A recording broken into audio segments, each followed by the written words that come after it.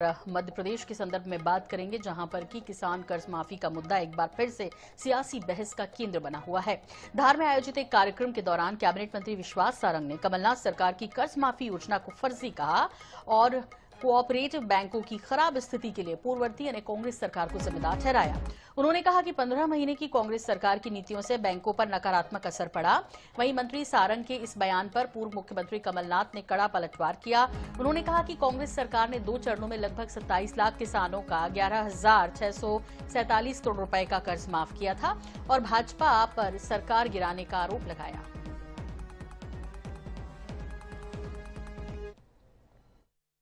जो बैंक खराब स्थिति में आए, ये पॉलिटिकल विषय नहीं है, पर मैं ये कहते हुए मुझे संकोच नहीं है कि 15 महीने की जो कांग्रेस की सरकार आई और उसमें जो उन्होंने फर्जी किसानों के ऋण माफी की जो योजना लागू की, उसका सीधा उन्होंने प्रभाव हमारी पैक्स पर और बैंक पर डाला और उसके कारण हमारी पूरी व्यवस्थाएं खराब हुई है।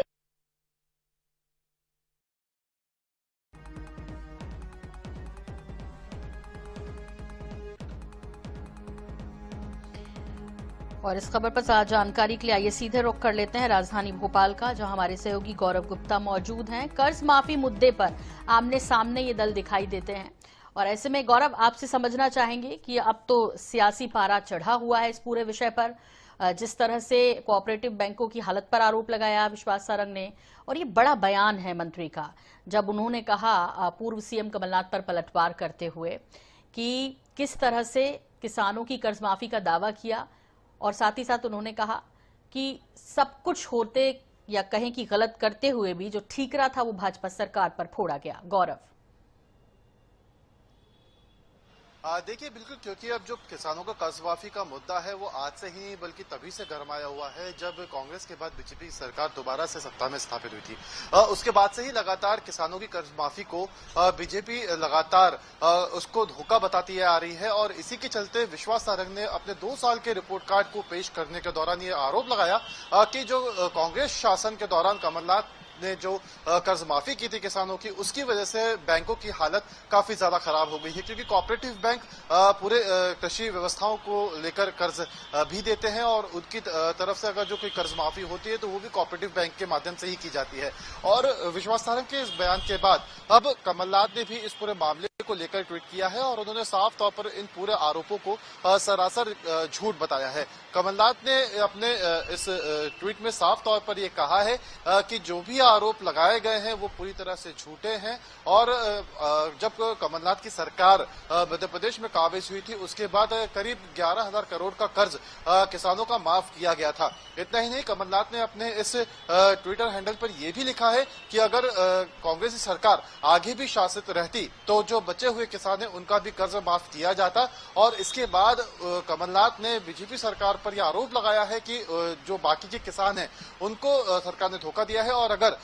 उनका जो कर्जा है कि सरकार अगर माफ करती है तो उनके लिए जनहितैषी के ये फैसले होंगे। इतना ही नहीं, जो विश्वास सारंग ने साफ तौर पर अपने कल के प्रेस कॉन्फ्रेंस में ये आरोप लगाया था कि कहीं ना कहीं कमलनाथ की सरकार ने जिस तरीके से कर्ज माफी किया है उसकी वजह से बैंकों की वित्तीय स्थिति खराब हुई है। तो शुरुआत से ये आरोप भी लगते हुए आ रहे हैं कि जो भी कर्ज माफी हुई थी उसमें एक बड़ी धांधली हुई है, गलत सलत आंकड़े उसमें पेश किए गए हैं। जिन किसानों का कर्ज था ही नहीं उन किसानों का भी कर्ज माफी का जो नाम है लिस्ट में डाल दिया गया है। तो तमाम ये जो आरोप है इस पूरे मुद्दे को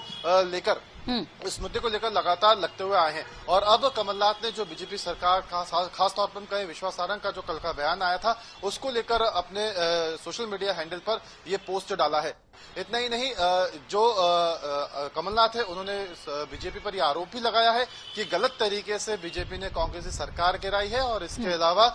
जो वादे बीजेपी ने अपने मैनिफेस्टो में किए थे वो भी अब तक पूरे नहीं हुए। क्योंकि देखिए, लगातार अगर हम बात करें तो चाहे किसानों की कर्ज माफी का मुद्दा हो या तो एमएसपी को बढ़ाने का मुद्दा हो, इन दोनों ही मुद्दों को लेकर लगातार कांग्रेस सड़कों पर भी उतरती आई है और लगातार सरकारों को घेरने की भी कोशिश की गई है। और अब अपने इस सोशल मीडिया हैंडल के माध्यम से कमलनाथ ने एक बार फिर से एमएसपी का भी मुद्दा उठाया और साफ तौर पर कहा है कि एमएसपी का जो वादा, एमएसपी बढ़ाने का जो वादा सरकार ने शुरुआत में किया था वो अब तक पूरा नहीं हुआ है और कहीं ना कहीं इसकी वजह से किसानों को एक तरीके से सरकार ने धोखा दिया है। हालांकि साफ तौर पर सरकार का ये तर्क है कि जो एमएसपी का वादा किया गया था वो पूरा किया गया है और कहीं ना कहीं जो एमएसपी के रेट थे वो पहले से काफी ज्यादा बढ़ाए भी गए हैं। अब ऐसे में बहुत शुक्रिया गौरव इस तमाम जानकारी के लिए आपका। तो आपको बता दें कि वार पलटवार जारी है। इस बीच जब चुनाव के नतीजे आते हैं तभी पता चलता है कि जो वादे 5 साल के लिए किए गए वो पूरे किए गए या नहीं किए गए, कितना दावा था और उसमें कितना सच साबित हुआ।